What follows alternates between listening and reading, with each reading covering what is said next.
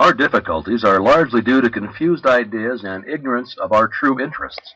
The great task is to discover the laws of nature to which we are to adjust ourselves.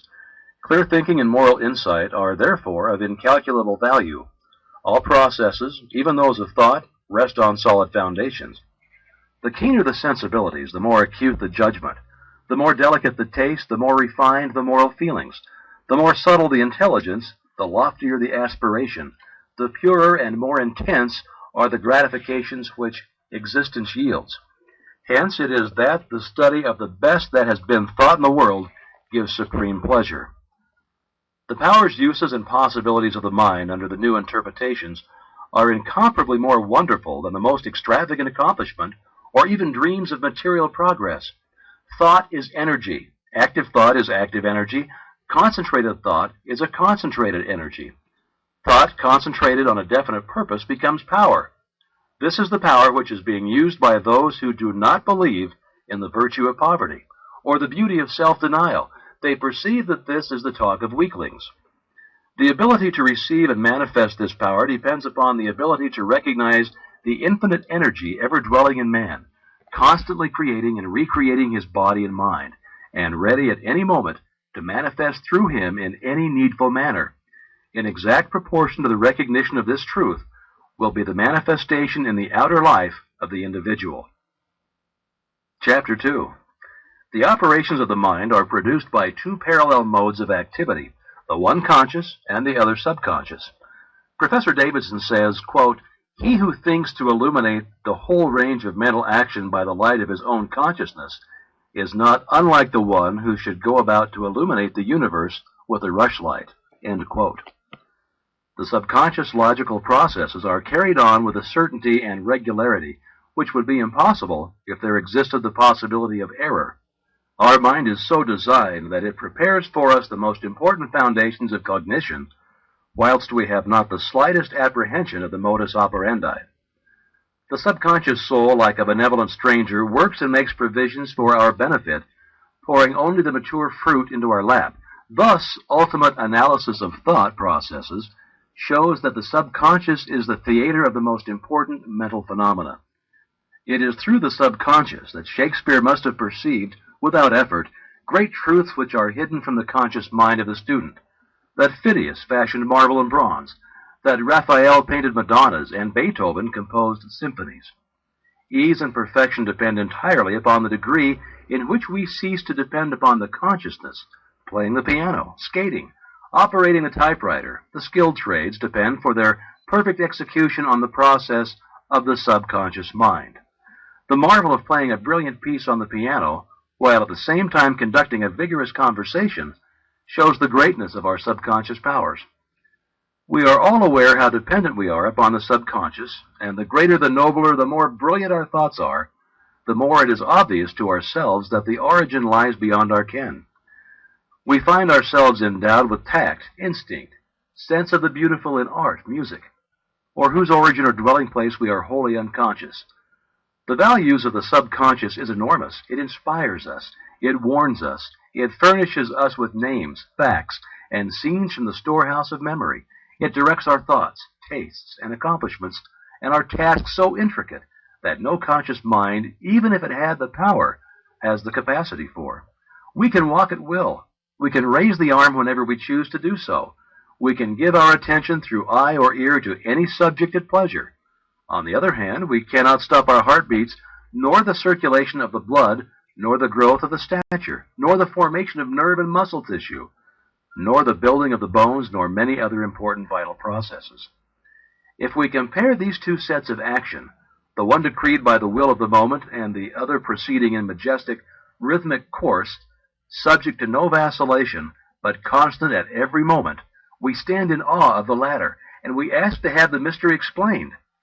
We see at once that these are the vital processes of our physical life, and we cannot avoid the inference that these all-important functions are designedly withdrawn from the domain of our outward will, with its variations and transitions, and placed under the direction of a permanent and dependable power within us. Of these two powers, the outward and changeable has been termed the conscious mind, or the objective mind, dealing with outward objects. The interior power is called the subconscious mind or the subjective mind, and besides its work on the mental plane, it controls the regular functions which make physical life possible. It is necessary to have a clear understanding of their respective functions on the mental plane, as well as of certain other basic principles. Perceiving and operating through the 5 physical senses, the conscious mind deals with the impressions and objects of the outward life. It has the faculty of discrimination, carrying with it the responsibility of choice. It has the power of reasoning, whether inductive, deductive, analytical, or syllogistic, and this power may be developed to a high degree.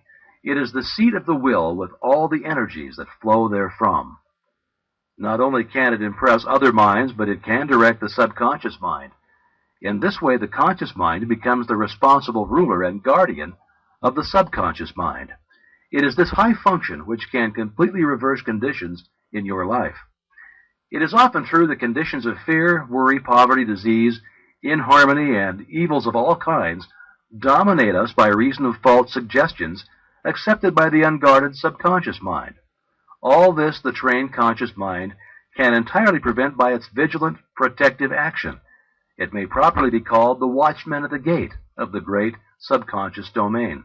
One writer has expressed the chief distinction between the 2 phases of mind thus, quote, "Conscious mind is reasoning will. Subconscious mind is instinctive desire, the result of past reasoning will." End quote.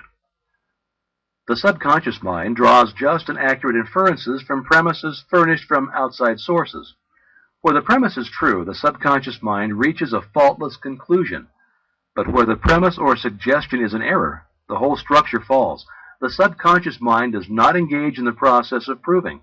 It relies upon the conscious mind, the watchman at the gate, to guard it from the mistaken impressions. Receiving any suggestion as true, the subconscious mind at once proceeds to act thereon in the whole domain of its tremendous field of work. The conscious mind can suggest either truth or error. If the latter, it is at the cost of wide-reaching peril to the whole being. The conscious mind ought to be on duty during every waking hour. When the watchman is off guard, or when its calm judgment is suspended under a variety of circumstances, then the subconscious mind is unguarded and left open to suggestion from all sources. During the wild excitement of panic, or during the height of anger, or the impulses of the irresponsible mob, or at any other time of unrestrained passion, the conditions are most dangerous. The subconscious mind is then open to the suggestion of fear, hatred, selfishness, greed, self-deprecation, and other negative forces derived from surrounding persons or circumstances.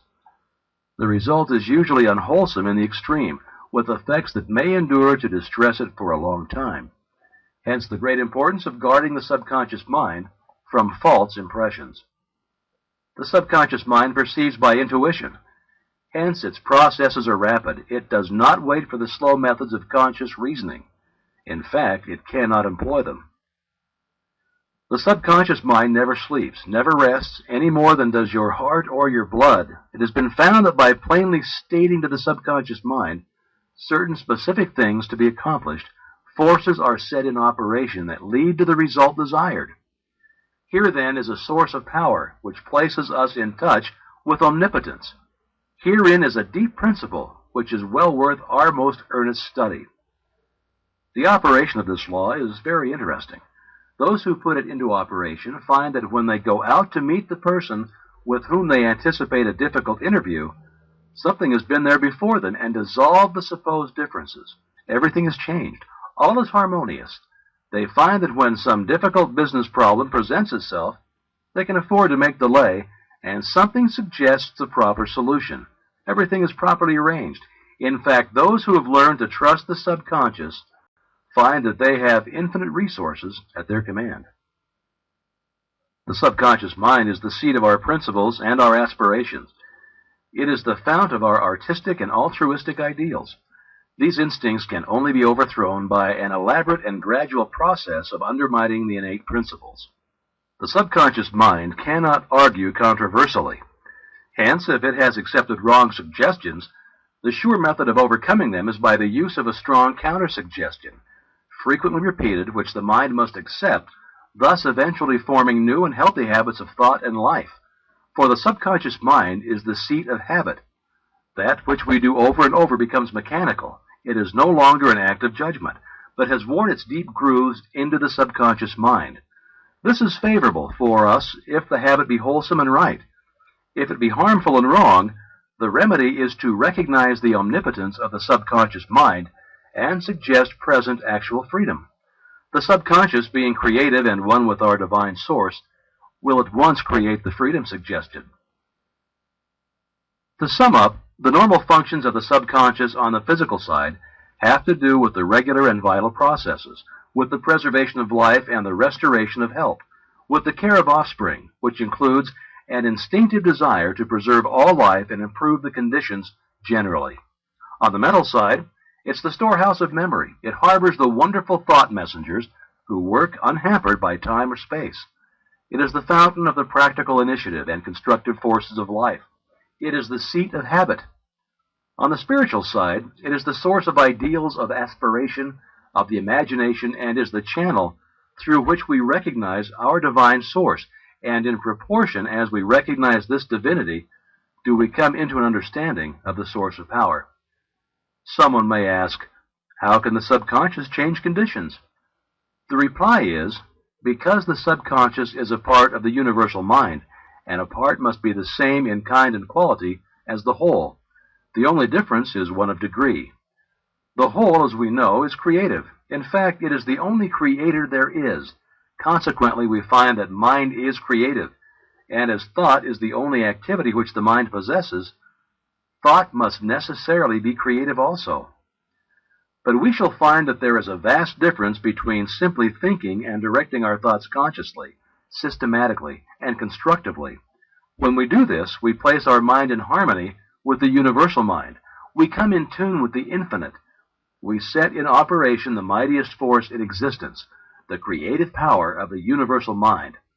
This, as in everything else, is governed by natural law, and this law is the law of attraction, which is that mind is creative and will automatically correlate with its object and bring it into manifestation.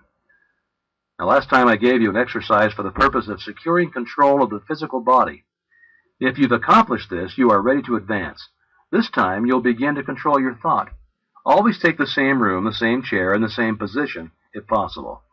In some cases, it is not convenient to take the same room. In this case, simply make the best use of such conditions as may be available.